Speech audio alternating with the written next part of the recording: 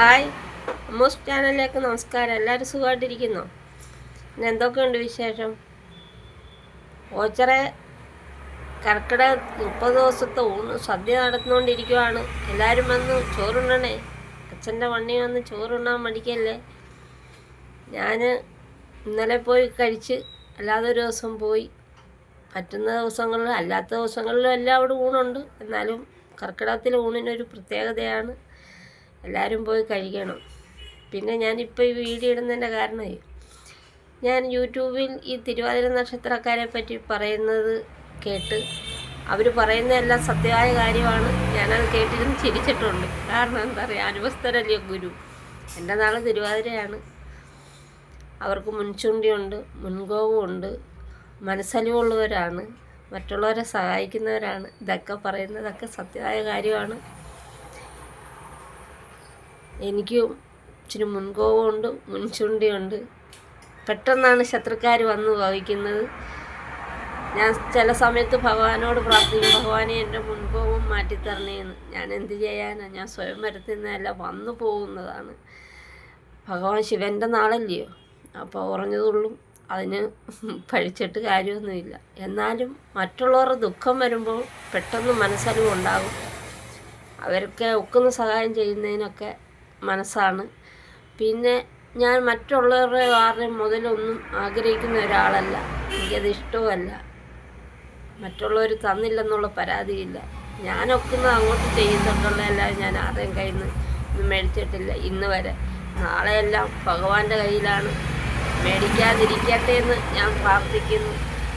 പിന്നെ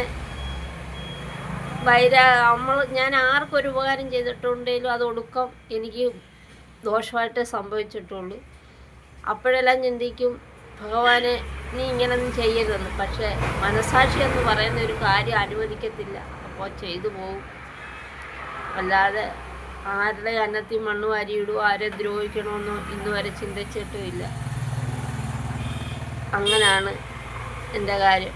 പക്ഷേ ഞാൻ എത്ര മുൻചുണ്ടി എടുത്താലും, എത്ര മുൻകോപക്കാരിയായാലും, ഞാൻ എൻ്റെ കുടുംബത്ത് നല്ലവളാണ്. കാരണം എനിക്ക് 2 മക്കളാണ്, ഒരാണും ഒരു പെണ്ണും.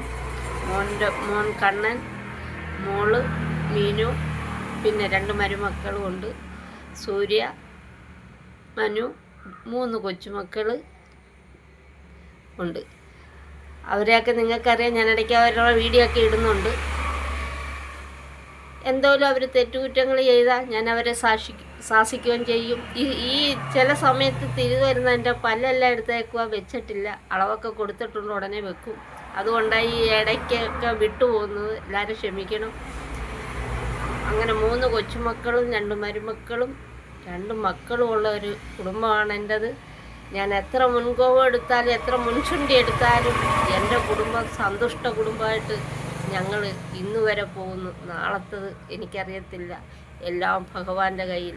ഭഗവാൻ വിചാരിക്കുന്ന പോലല്ലേ നമ്മൾ എല്ലാം മുന്നോട്ട് പോകത്തുള്ളൂ. അദ്ദേഹം കണ്ണടച്ച് തുറന്നാൽ നമ്മൾക്ക് എല്ലാം നഷ്ടപ്പെടും. അതെല്ലാം അറിയാം. ആ ഒരു അഹങ്കാരത്തിലോ ഒരു മനോഭാവത്തിലോ അല്ല ഞാൻ ഇത്രയും പറയുന്നത്. എല്ലാം ഭഗവാന്റെ കൃപാകടാക്ഷം കൊണ്ട് എല്ലാം കടന്നു പോകുന്നു. ആര് പിണങ്ങിയാലും നമ്മുടെ കുടുംബം നമ്മുടെ കൂടെ ഉണ്ടെങ്കിൽ നമുക്ക് ആരെയും പേടിക്കണ്ട. അതുകൊണ്ട് എല്ലാവരും ഈ ഓച്ചറക്കാരിയുടെ വീഡിയോ കാണണം.